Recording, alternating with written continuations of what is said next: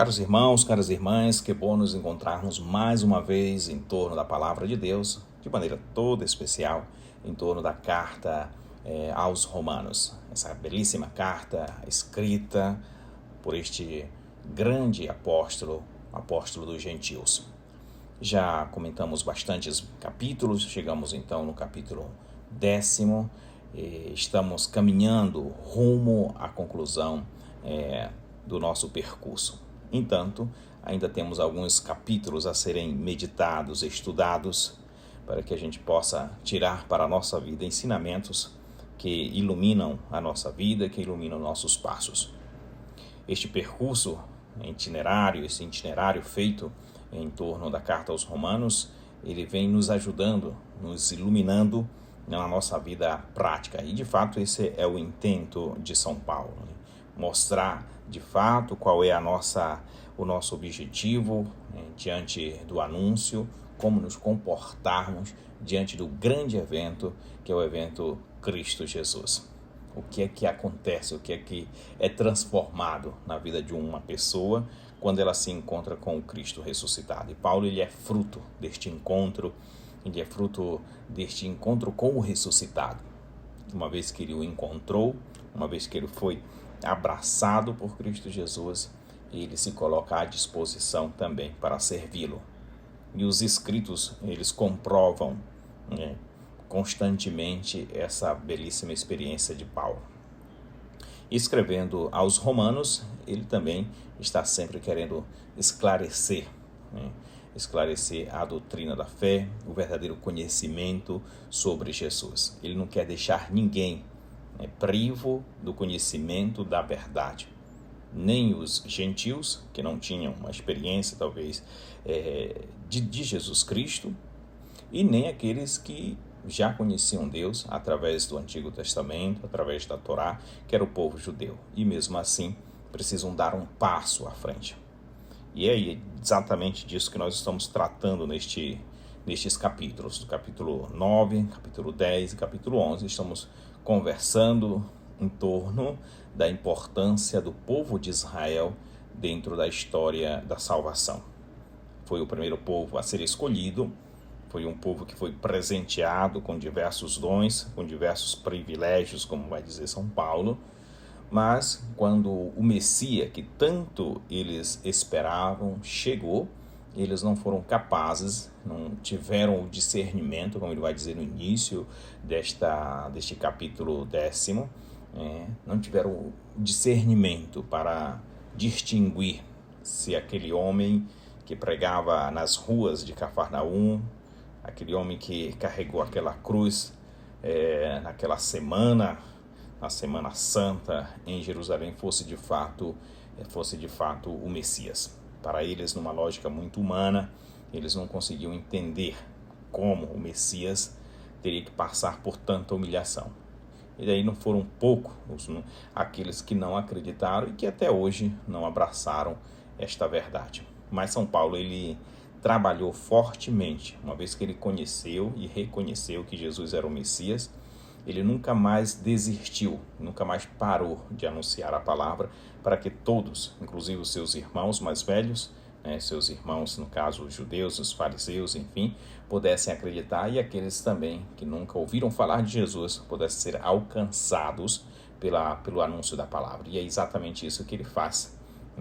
Ele se empenha, doa a sua vida para que a palavra de Deus, o anúncio, chegue a todas as partes mais longínquas, a todas as pessoas.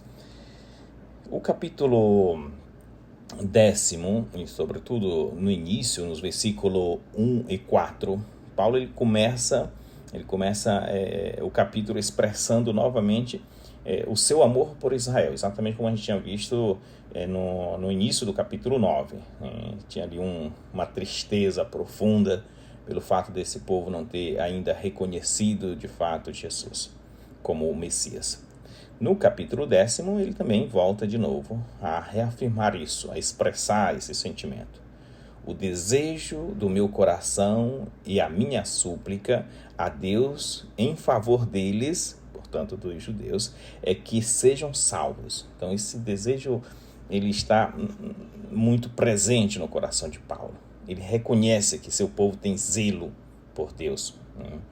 Os zelotas, por exemplo, os próprios fariseus eram os homens que zelavam pela lei, mas um zelo sem discernimento, porque buscavam a justiça pelas obras da lei e não acolheram a justiça que vem de Deus em Cristo. Quando Cristo se apresenta, quando o Messias chega, eles não foram capazes, com tamanho zelo pela palavra, pela Torá, mas não foram capazes de ter esse discernimento. Isso Paulo deixa muito claro.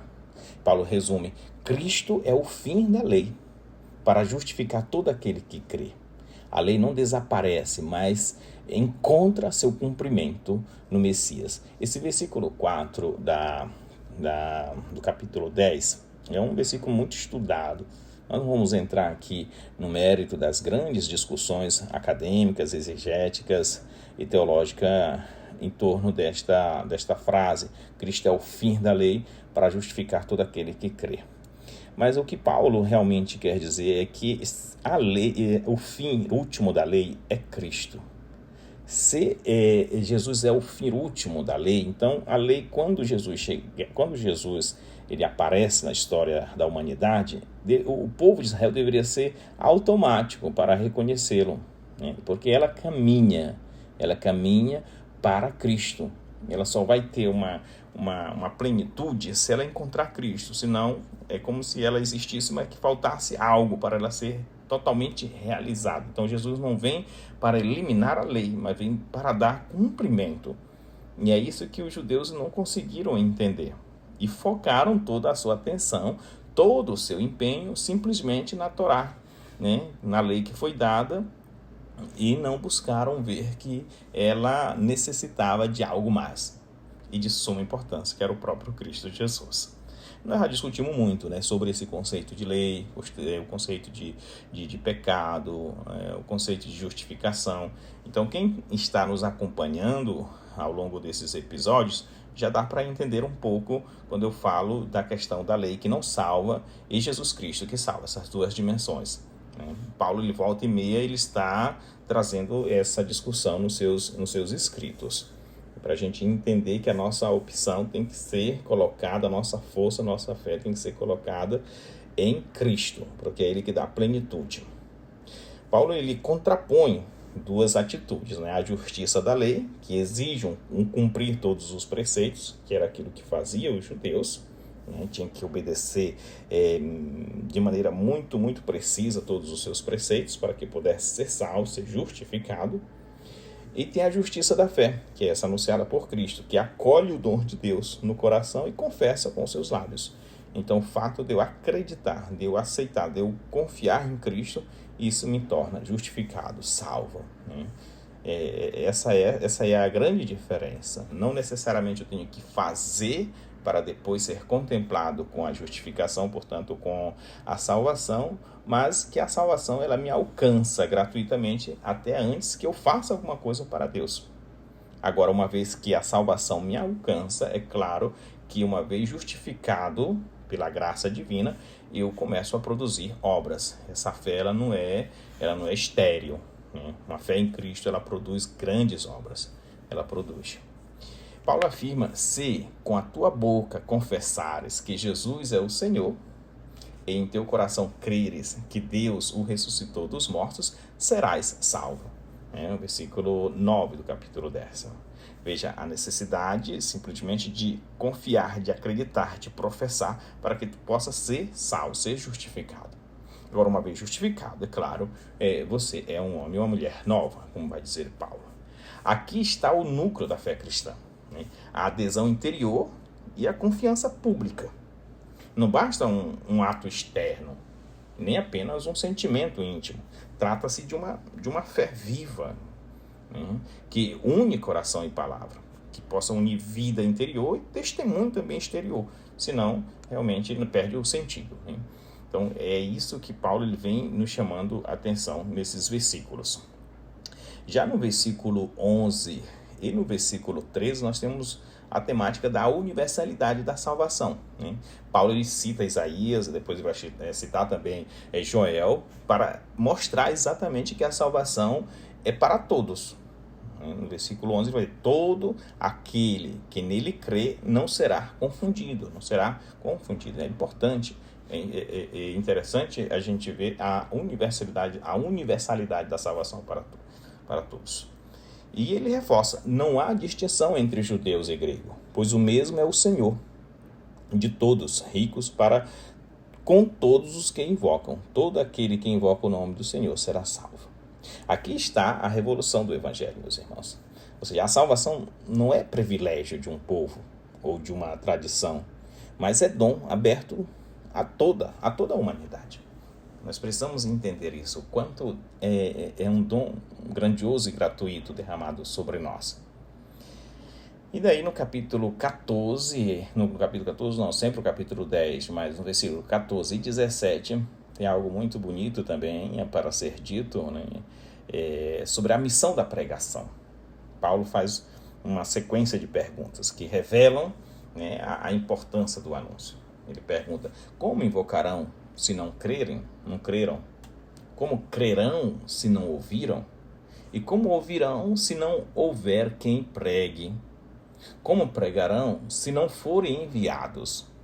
E conclui com a bela citação de Isaías, quão belos são os pés do que anunciam boas notícias, a boa nova, o evangelho. A fé nasce, meus irmãos, da escuta da palavra. Por isso, a missão da igreja, ela é indispensável. Sem o anúncio não há fé, e sem a fé não há salvação. E como é bonito também, né? A fé ela nasce do ato da escuta. É exatamente o que nós estamos fazendo neste nosso projeto de evangelização, através da mídia, através daquilo que a tecnologia pode também nos proporcionar.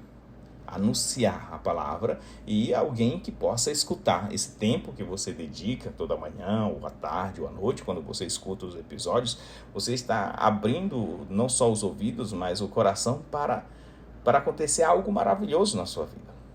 A fé ela entra através dos nossos ouvidos.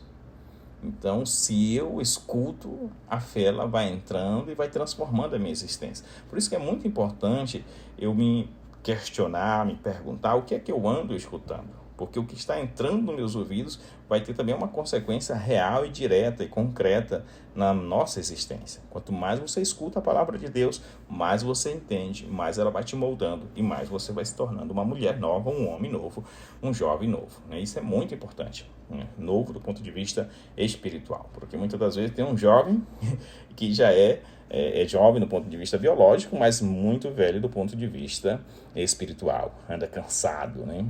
Então, é bom deixar ser renovado pela palavra de Deus.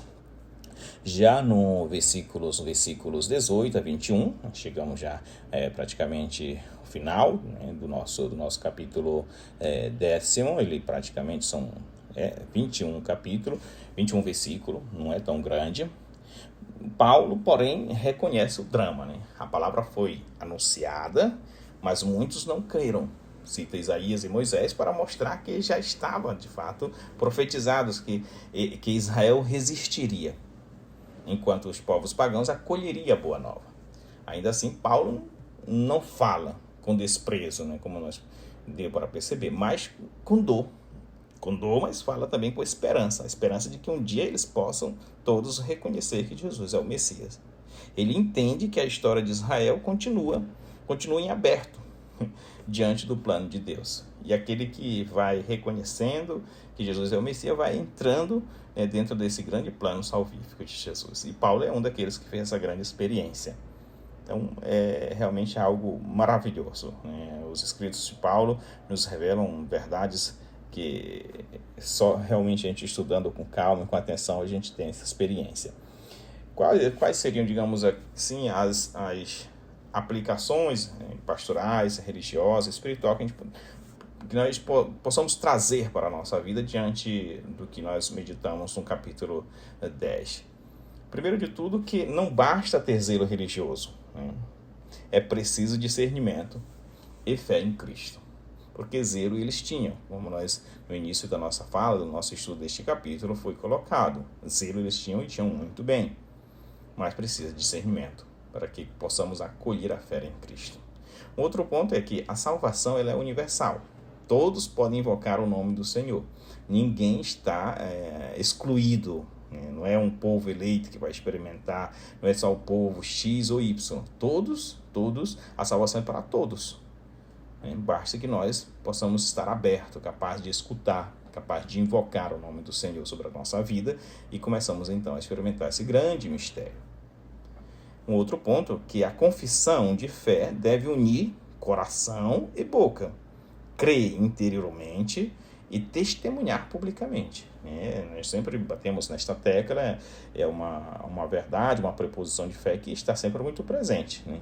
A fé professada com a fé vivida. Isso precisa ter uma comunhão nessas duas preposições. Senão a gente faz de conta que vive uma fé. Então não basta só professar, mas precisa de fato viver. Isso Paulo sempre vai chamar a atenção, vai exortar a sua comunidade ou as suas comunidades, as quais ele fundou. Que a missão é essencial. Somos enviados para que outros possam ouvir, crer e invocar o Senhor. Você é um enviado de Deus, né, para anunciar. Se você não anuncia, outro não escuta. Se o outro não escuta, não crê. E se não crê, não invoca a salvação sobre ele. Veja que é uma corrente, né, que precisa ser feita. Então, todo anúncio, ele precisa encontrar pessoas disponíveis que possam se colocar à disposição do Evangelho, ser servo do anúncio. Como o nosso mundo hoje ele é sedento, né? Não só na época de Paulo, mas nos nossos dias, nós somos sedentos de homens e mulheres que possam, de fato, anunciar a palavra de Deus com afinco, com inspiração, com responsabilidade, para que outros possam, então, experimentar, né, esse grande evento de Jesus, que é a salvação.